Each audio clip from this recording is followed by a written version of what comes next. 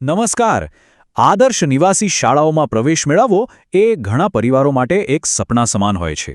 અને વર્ષ 2026 માટેની પ્રવેશ પ્રક્રિયા અંગેની એક ખૂબ જ મહત્વની અને તાકીદની નોટિસ હમણાં જ બહાર પડી ગઈ છે.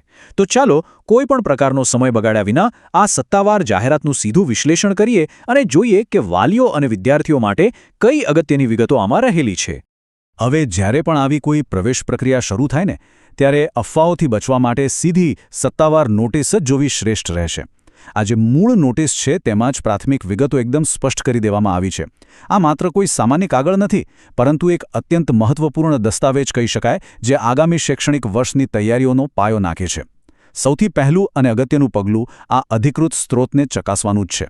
આ સમગ્ર નોટિસની અંદર સૌથી પહેલો અને ધ્યાન ખેંચે તેવો મુદ્દો એ છે કે આ પ્રવેશ પ્રક્રિયા માત્ર અને માત્ર ધોરણ 9 માટે જ ખુલી રહી છે.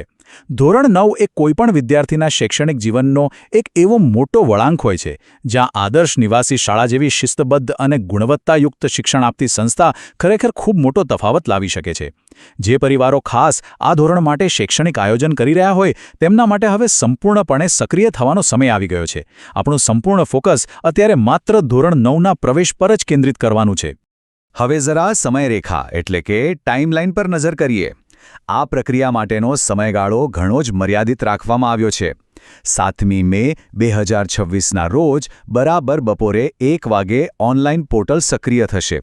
આ 1 વાગ્યાનો સમય ખાસ નોંધવા જેવો છે, કારણ કે બરાબર એ જ ક્ષણથી નોંધણી પ્રક્રિયાની ખરેખર શરૂઆત થાય છે. અને બીજી તરફ ફોર્મ ભરવાની અંતિમ તારીખ છે 15મી મે 2026 રાત્રે 11:59 સુધી. લાયક ઉમેદવારોએ કોઈ પણ પ્રકારના વિલંબ વિના આ કડક સમયપત્રકનું ચુસ્તપણે પાલન કરવું જ પડશે. ફરી એકવાર સ્પષ્ટ કરીએ તો 7મી મે બપોરથી લઈને 15મી મેની મધ્યરાત્રિ સુધીનો સમય એટલે કે આ માંડ 8 દિવસની એક નાનકડી બારી છે. સાંભળવામાં 8 દિવસ કદાચ પૂરતા લાગી શકે, પણ ખરેખર જ્યારે ફોર્મ ભરવાના હોય, જરૂરી દસ્તાવેજો એકઠા કરવાના હોય અને સંપૂર્ણ ઓનલાઈન પ્રક્રિયા કરવાની હોય ત્યારે આ સમય પવનની જેમ પસાર થઈ જતો હોય છે. એટલે છેલ્લી ઘડીની ટેકનિકલ સમસ્યાઓ અથવા વેબસાઇટ સર્વર ડાઉન થવા જેવી મુશ્કેલીઓથી બચવા માટે આ વિન્ડો ખુલતાની સાથે જ અરજી કરી દેવી તે સૌથી સમજદારીભર્યું પગલું ગણાશે. તો હવે પ્રશ્ન એ થાય કે આ આખી ઓનલાઈન પ્રક્રિયા ક્યાં કરવાની છે? આ માટેનું એકમાત્ર સત્તાવાર ડિજિટલ ડેસ્ટિનેશન છે gssyguj.in.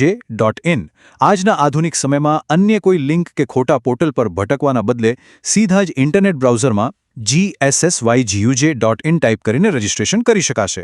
તમામ રસ ધરાવતા અરજદારો માટે આ જ એકમાત્ર સાચો રસ્તો છે જ્યાંથી અરજી સફળતાપૂર્વક આગળ વધારી શકાશે. આજના આ વિશ્લેષણને પૂર્ણ કરતા પહેલા એક મોટો પ્રશ્ન ચોક્કસ ઊભો થાય છે. શું 15મી મેની મધ્યરાત્રિની ડેડલાઇન પહેલાં તમામ લાયક અરજીઓ ખરેખર સબમિટ થઈ જશે ખરી? સમય મર્યાદા ખૂબ જ ઝડપથી નજીક આવી રહી છે અને જે ગતિથી આ 8 દિવસ પસાર થશે તે જોતા આ અમૂલ્યતા કોઈએ જ ચૂકવી ન જોઈએ.